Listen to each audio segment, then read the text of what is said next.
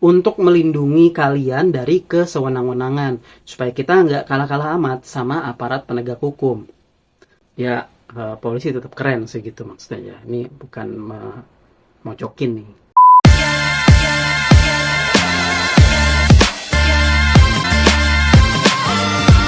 Nah, bayangin kalau kalian lagi di jalan, terus tiba-tiba kalian di stop polisi, kalian dinyatakan sebagai tersangka atas sebuah kasus yang kalian sendiri nggak tahu kasusnya itu apa. Nah, apa yang pertama kali kalian lakukan? A. Minta tolong. B. Panik. C. Live TikTok.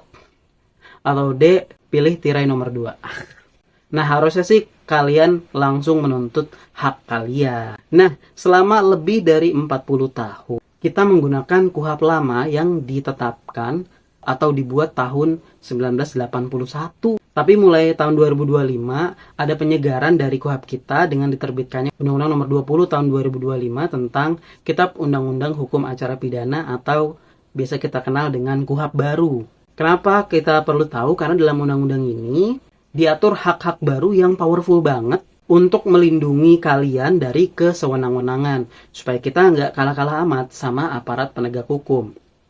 Ya, polisi tetap keren sih gitu maksudnya ya. Ini bukan mocokin nih.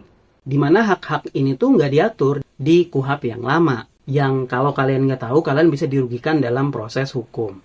Nah, kali ini kita akan bahas 5 hak tersangka yang wajib kalian tahu yang diatur di KUHP baru. Ayo kita bahas di Regulator.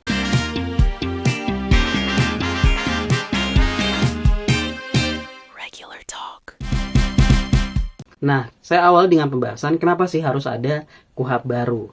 Tentu saja KUHP lama yang dibuat tahun 1981 itu ya bisa dibilang udah nggak relevan ya dengan keadaan hukum Indonesia saat ini. Ya, jadi akibatnya banyak sekali celah yang mengakibatkan tersangka itu seringkali mendapatkan perlakuan yang nggak adil. Ini kata orang-orang ya, bukannya saya nuduh polisi atau gimana nih, bukan. Nah, KUHP baru ini hadir dengan sistem peradilan pidana terpadu. Jadi tujuannya itu bukan cuma nangkep penjahat, tapi juga memastikan prosesnya itu adil maksudnya. Sehingga ada beberapa hak yang kalian perlu tahu. Yang pertama, hak atas pendampingan advokat sejak menit pertama. Dulu banyak banget perdebatan soal kapan sih advokat itu boleh hadir mendampingi tersangka. Nah, di KUHP baru ini dipertegas bahwa tersangka itu boleh mendapatkan pendampingan dari advokat sejak saat penangkapan atau sejak pertama kali dipanggil sebagai tersangka. Bahkan ada kewajiban bagi penyidik untuk memastikan advokat hadir. Jadi kalau di pemanggilan pertama sebagai tersangka, si tersangka ini tidak didampingi oleh advokat, penyidik itu wajib memastikan bahwa dia itu didampingi oleh advokat. Bisa ditunda sampai advokatnya datang, atau ya pokoknya harus ada advokat deh. Bahkan kalau ancaman pidananya itu tinggi, atau tersangka dianggap tidak mampu menyewa advokat, maka negara itu wajib menyediakan advokat secara gratis saat itu juga. Makanya di Polres itu biasanya, atau di pengadilan itu biasanya ada pos bakum, pos bantuan hukum, yang itu dibiayai oleh negara. Nah, kenapa hal ini penting? Ya soalnya biasanya tersangka itu sering salah ngomong gitu ya. Misalnya, siapa nama kamu? Meja. Nah, udah salah ngomong tuh. Akibatnya apa? Grup dang kurang 20. Sorry. Atau terkadang tersangka itu sering merasa mendapatkan tekanan. Merasa nih ya, bukan benar-benar ditekan nih, bukan maksudnya polisi menekan nih, bukan nih. Nah, itu bisa berpotensi nasib tersangka itu jadi rusak kalau nanti berkasnya sudah P21.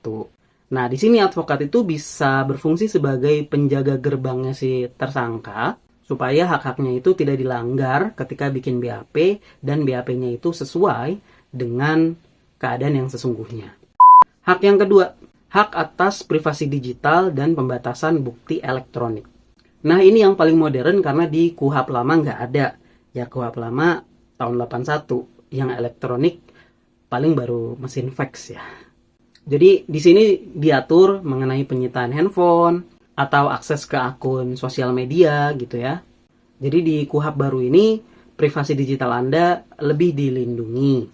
Jadi sekarang penyidik itu nggak boleh sembarangan menggeledah handphone atau komputer, laptop tanpa izin khusus yang sangat spesifik dari pengadilan. Ini bukan berarti sebelumnya penyidik itu atau polisi ugal-ugalan ya. Ini saya nggak ngomong gitu nih. Tolong jangan dipelintir. Jadi bahkan Anda itu berhak menolak jika pemeriksaan digital itu keluar dari konteks perkara yang dituduhkan. Ya biasanya memang penyidik itu mencoba meyakini bahwa setiap tindakan yang dilakukan di media sosial itu berkaitan dengan perkara. Tapi Anda bisa mendebat kalau hal tersebut itu di luar dari perkara. Ya, pokoknya ada deh haknya dilindungin. Nah, selain itu di KUHP baru juga diatur bahwa bukti elektronik itu harus dijamin integritasnya. Artinya kalau polisi itu ngambil data dari WhatsApp Anda, penyidik itu wajib membuktikan bahwa data tersebut tidak dimodifikasi supaya kalian tidak menjadi korban dari rekayasa digital yang berlindung di balik proses penyidikan. Sekali lagi ini bukan berarti polisi suka melakukan rekayasa digital ya. Nih sekali lagi nih, mohon maaf nih. Hak yang ketiga, hak mengajukan mekanisme plea bargaining. Nah, di KUHP baru itu dikenal adanya plea bargaining atau pengakuan bersalah. Tujuannya adalah untuk mendapatkan keringanan. Jadi, kalau kita dulu waktu belajar hukum pidana, mengenal bahwa di pidana itu nggak ada pengakuan gitu ya. Berdasarkan KUHP baru dan juga KUHP baru, nah dikenal nih adanya pengakuan yang bisa menjadi dasar pertimbangan bagi hakim untuk memberikan keringanan hukuman. Jadi tersangka bisa mengakui perbuatannya secara sukarela dan mengusulkan kesepakatan hukum kepada penuntut umum. Kalau kesepakatannya tercapai, maka proses persidangan nggak perlu berlarut-larut gitu ya. Tersangka atau terdakwa bisa mendapatkan kepastian hukum lebih cepat dengan hukuman yang sudah dinegosiasikan. Biasanya lebih ringan. Tapi buru-buru amat memang mau kemana sih? Tapi ingat, hak ini hanya bisa diambil kalau terdakwa itu didampingi oleh advokat. Nah, ini dilakukan untuk memastikan bahwa terdakwa itu tidak mengakui perbuatannya karena didesak atau dipaksa oleh penuntut umum. Ini maksudnya bukan jaksa itu biasa maksa orang untuk ngaku ya. Nih, tolong jangan dipelintir nih. Nah, ini adalah cara negara untuk mengurangi penumpukan perkara di persidangan. Jadi kan perkaranya bisa lebih cepat, jadi bisa next case gitu. Cepat pulang deh hakimnya. Hak keempat, hak bebas dari penyiksaan dan alat bukti yang tidak sah. Nah, ini adalah hak yang paling sering dilanggar di masa lalu. Kata orang-orang, bukan kata saya nih, sekali lagi nih polisi nih, mohon maaf ya, yaitu kekerasan saat pemeriksaan. Jadi di KUHP baru itu ada aturan yang namanya exclusionary rule. Jadi kalau tersangka itu dipaksa mengaku dengan kekerasan, intimidasi atau tanpa didampingi oleh advokat, pada kasus yang wajib didampingi, maka BAP tersebut batal demi hukum. Hakim wajib menolak bukti yang didapatkan dengan cara-cara yang melanggar hak asasi. Jadi BAP-nya dianggap batal demi hukum, either harus BAP ulang, nanti BAP-nya dikoreksi, atau ya kayak sih gitu sih ya, kayaknya ya. Jadi dengan ini tersangka itu nggak perlu lagi merasa terpojok, walaupun dia duduknya agak ke tengah. Jadi kalau prosedur ini dilanggar, maka bukti yang didapatkan itu haram untuk digunakan. Nah, ketentuan ini tentu saja memaksa polisi untuk bekerja secara lebih profesional dan berbasis sains, bukan berbasis otot. Sekali lagi, ini bukannya saya bilang polisi suka pakai kekerasan ya waktu BAP ya. Jadi sekali lagi nih, Pak Polisi mohon maaf nih. Hak yang kelima, atau yang terakhir, hak pelindungan khusus bagi kelompok rentan. Nah, KUHP baru ini sangat memberikan perlindungan lebih bagi kelompok rentan, perempuan, anak-anak, lansia, dan penyandang disabilitas. Jadi kalau tersangkanya itu adalah penyandang disabilitas, dia berhak mendapatkan pendampingan ahli atau penerjemah yang disediakan oleh negara sejak tahap penyidikan. Nah, tapi kok bisa sih disabilitas kepikiran melakukan tindak pidana? Muhasabah, Anda. Dan bagi lansia atau orang yang memiliki kondisi kesehatan tertentu, proses penahanannya harus mempertimbangkan aspek kemanusiaan secara lebih mendalam. Jadi nggak boleh ada perlakuan yang sama rata antara orang sakit dan orang sehat. Jadi berdasarkan KUHP baru, negara kali ini lebih memanusiakan manusia walaupun dia adalah tersangka. Nah teman-teman, itu dia tadi 5 hak yang harus diketahui oleh tersangka supaya kalian tidak dirugikan selama proses hukum berlangsung yang diatur di KUHP baru.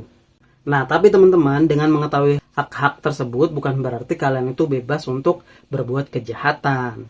Nah, sebaliknya ini adalah upaya negara untuk menjaga hukum tetap berada di jalurnya. Jadi KUHP baru ini adalah revolusi besar bagi undang-undang pidana di Indonesia. Tapi sekali lagi, kalau ada teman-teman atau Anda sendiri yang berhadapan dengan hukum, silakan menghubungi advokat terdekat. Ya, yang jauh juga boleh, atas sanggup aja bayar tiket pesawatnya. Gimana menurut kalian? Kalau kalian setuju, silakan tuliskan komentar di bawah. Kalau kalian nggak setuju, silakan juga tuliskan komentar di bawah. Terus kalau kalian punya pertanyaan atau ada request kira-kira nextnya bahas apa lagi, silahkan DM Instagram kita di angkringan.balik.kantor. Atau ke Instagram saya juga boleh @fahri_setia. Yang menarik akan kita bahas. Jangan lupa like video ini kalau kalian suka, share video ini kalau kalian merasa orang lain harus tahu, dan subscribe Fahri Setia Official untuk memberikan dukungan kalian kepada Regulatalk. Itu aja teman-teman, terima kasih yang udah nonton. Wassalamualaikum warahmatullahi wabarakatuh.